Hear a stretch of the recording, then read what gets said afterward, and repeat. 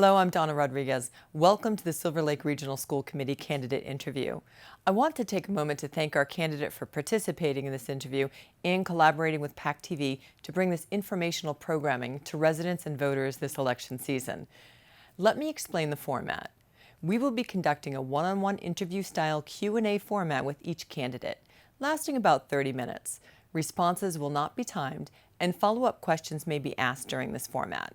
We aim to ask up to 4 questions, but that will depend on the length of the responses, along with any follow-up discussion during this exchange. Candidates will be allowed to address anything not covered or that they would like to add clarification to at the end of the interview in their closing remarks. Let's get started. Today we're speaking with Amy Cortright, one of the 3 candidates for the Silver Lake Regional School Committee in the Kingston Town election. Amy, thank you so much for joining us today. Thank you for having me. I'm glad you could be here in the studio. We're really excited to be back in studio with all of our election candidates. Thank you. Yeah, Zoom gets a little energy draining sometimes, I feel like. So it's great to be in person together. Let's start right off today with, what is your belief that the role of a school committee member is? So as a professional educator, I know how much training and dedication goes into the art and the craft of teaching. Everyone in Massachusetts has to have a master's degree after they've been teaching 5 years. You can't continue teaching unless you get a master's degree. We have to have 150 hours of professional development minimum to continue our careers. So I really feel like educators, we all put a lot into this, and so I feel like the school committee's role is to support that. Not to micromanage. I think we've seen a lot of that around the country with people coming in and demanding that teachers do X, Y, or Z. A lot of what people seem to be demanding this is other parts of the country. I'm not seeing this in Massachusetts, but things like our lesson plans available, that's already taking place. If you go to my school website, you can look at any one of my math lessons. I can access any of my kids' stuff online. So I feel like that's another part of what a school committee does, is to communicate that, like to be the liaison between the families and the educators, and to, inform people, okay, this is what's available, this is what we do, this is what the law says, this is our role. The main legal role of the school committee is to hire the administrators and to hire the best administrators we can to support the teachers and make sure the schools are running smoothly. And then the other big thing is we're the ones who negotiate the contract with the teachers. So I think it's really important. There is a teacher shortage nationwide. Being able to provide the kind of working conditions that attract the best teachers we can get for our kids, and again, to continue supporting the schools in any way we can. Excellent, thank you. How do you view the role of committee members to balance the needs of their individual town with the needs of other towns within the district, particularly if the needs are not necessarily in line with one another, especially regarding budget decisions or discussions? I think the biggest thing is communication and respect. So one of the things I like, my older child is a sophomore in the high school right now, and so her best friends are actually from Halifax. And so I get to talk to a lot of Halifax parents. I've got a lot of personal friends in Plimpton. So having those communications and those connections, ultimately though my role is to represent Kingston. So for the communication piece, while I do think respectful communication is important with the other towns, it's also important to primarily make sure that I'm listening to the Kingston residents and what their needs are, and then to represent that to the board in a respectful manner. Excellent, thank you.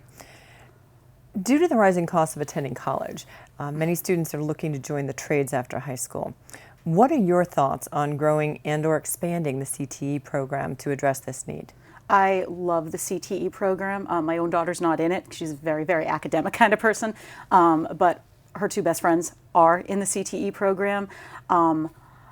What I've seen from the CTE program right now, they offer a few specific programs, and I know that non-CTE kids have a very limited ability to get into those, and I understand some of that is just balancing the needs of the program versus having the outsiders come in and take classes. Obviously, it all depends on the budget, but it would be great to be able to expand that. allow kids to look into other options. Right now I know health is one of the biggest ones, and I love that program. I think this is true in all of the programs, that the students graduate licensed in some form of trade, but with the option to continue on to college, giving them that flexibility, but also the flexibility to earn while they're a college student. For example, the health students, they're all CNAs when they graduate. They can get a really lucrative side job while they're attending college if they choose to continue on to a 2 or 4 year program.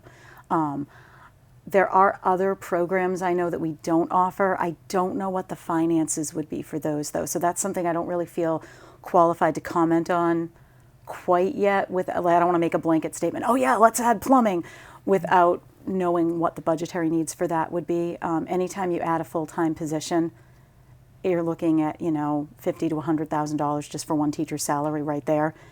And then when you have to implement a whole program with administrative needs and certification and equipment, that's a lot of money.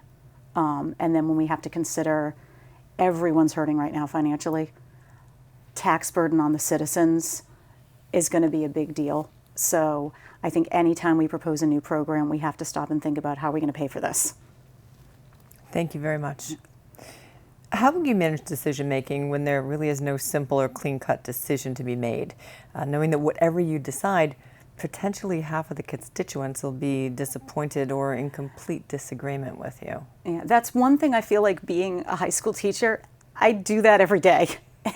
Every single decision I make, if I decide to add another day to review before a test, the kids who are ready are annoyed. They just want to get it over with. So I think, again, I keep going back to the same things: compassion and communication, understanding that feelings can be valid on both sides of an issue, and there's no way to make everybody happy. I explain this to my students every day. They'll complain about, well, why do we have this policy in place? And there's usually some underlying reason. It's like, okay, this isn't great, but given all the alternatives, this is the best compromise we could reach in this particular situation. So I think that's something that carries through no matter what the decision is. At the end of the day, all I can promise is to do my best and to listen to people and to try to consider all angles before I make a decision, and then my vote goes with everybody else's vote. Okay. With the challenges of social media in today's world, how will you respond to or manage seeing debate on social media platforms where decisions made by public employees are often discussed or criticized? So what I've noticed, and actually I was just talking to my husband about this afternoon. He brought up a contentious local story that will remain unnamed, and I don't think it's actually even hit the local area yet. It was from out of state, but it involves the South Shore. And I said, just do me a favor, don't post this on social media. Let someone else be the one to dive in. This is another area where being a public employee and being out there already, I already have to watch what I say and kind of keep out of it. And what I find that I do, if I start to feel personally affected by what I see or by what I read, I turn it off, I get a cup of tea, and I go knit. If it's something that I feel passionately about, I make sure, I'm probably one of the only people I know, I proofread my social media posts for grammar and spelling, and then sometimes I'll ask another family member, does this sound okay? Does this get the tone across? Because I feel like it's so easy to just knee-jerk forget that there's a person on the other end of the post. I know I've seen that from other people a lot, where there's really truly hateful things that are said, and then when you meet the person in person, they're a lovely person. And it's just, I think, forgetting that's another person on the other side of that. That's somebody's kid, that's somebody's mom, that's somebody's dad, somebody's teacher. So that's, being a teacher in a nearby town. I grew up in Duxbury, so I've kind of am involved in a lot of local communities in different ways. And I see what goes on in the town groups, and it's just like, okay, I'm going to read what's there just to see what's there, but I am not going to comment unless I have something helpful to say. Thank you. And that is been a constant conversation of late. It really is. And if I can just say one more thing, there have been times where sometimes I don't regret speaking up if it's something that I really feel like, you know what, I might get flack for this, but I have to stand up for. Usually it's when it's the kids. So like if I've seen somebody say something hateful to a child or make a snarky comment about a kid, I'm probably going to speak up. But it's going to come from a place. I feel like if what you're doing, whether it's online or offline, is rooted in your core values and is coming from a place of love and compassion, then you won't regret it, even if someone pushes back a little bit and says, oh, you know, if you did it for the right reason and you stand by what you said, then it'll stand. Thank you very much. Sorry to interrupt about that, though. No, that's fine. That's fine. What you decide during your time on the school committee will affect the students of tomorrow. Mm-hmm. How far into the future do you look to see the impact you could be making as a school committee member? So short term, I always think about the students that we have in the regional district are grades 7 through 12. So that's a 6-year term for a kid entering 7th grade in 2022. They're there until 2028, even if I'm no longer there, assuming I get in the first place. So I'm thinking about that 7th grader and their journey through the middle school and the high school, but also as a career educator, I'm really thinking bigger picture. I always think kind of in 13-year spans. The kindergartner entering at Dennett or Halifax Elementary or KES, you know, they're going to be ours before we know it. I had curriculum night in Norwell, that's where I teach, last night, and as we're sitting there, a colleague of mine, we said, hey, that kid in the back corner, did he go here? It was the much older sibling of an upcoming freshman. He graduated 10 years ago, and he was back with his much younger brother, and we chatted. And so, you know, I remember him as a freshman. So now we're talking about like a 14-year span with these students. So I'm always thinking sort of short term, what are our needs this year? How are we going to navigate? You know, what are the challenges?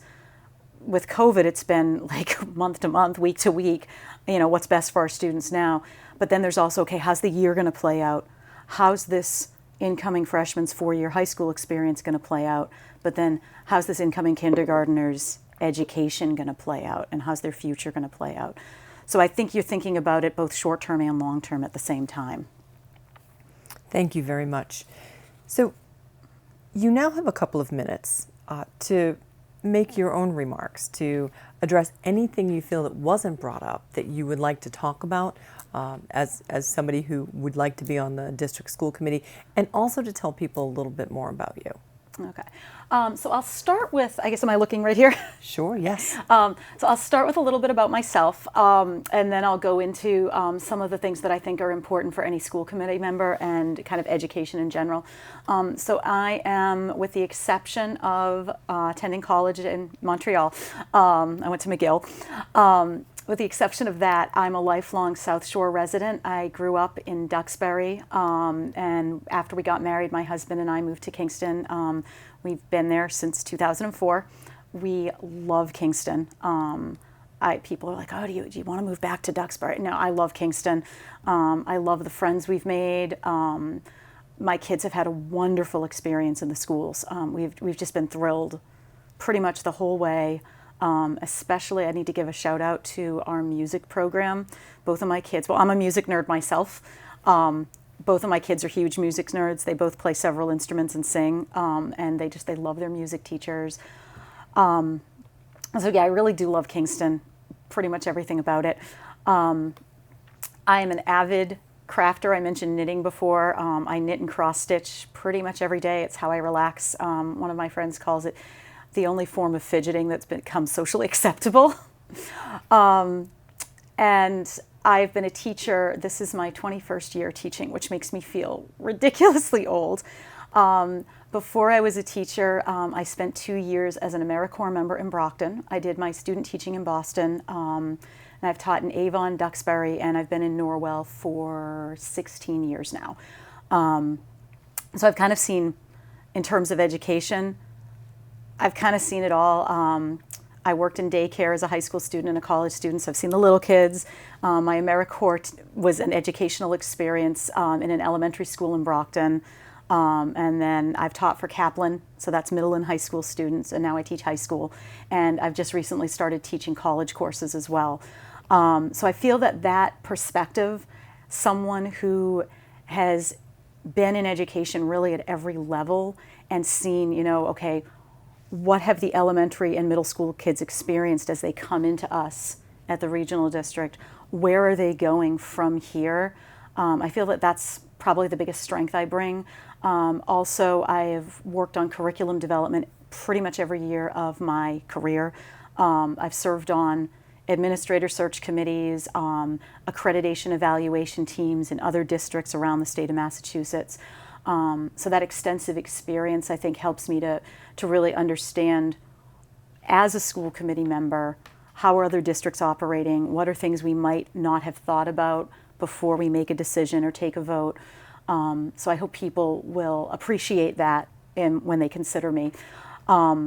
Curriculum, I feel, has become a real hot button issue, and I don't really want to get into hot button takes on anything or be too contentious, but I think it is important to know that the curriculum in Massachusetts is set at the state level.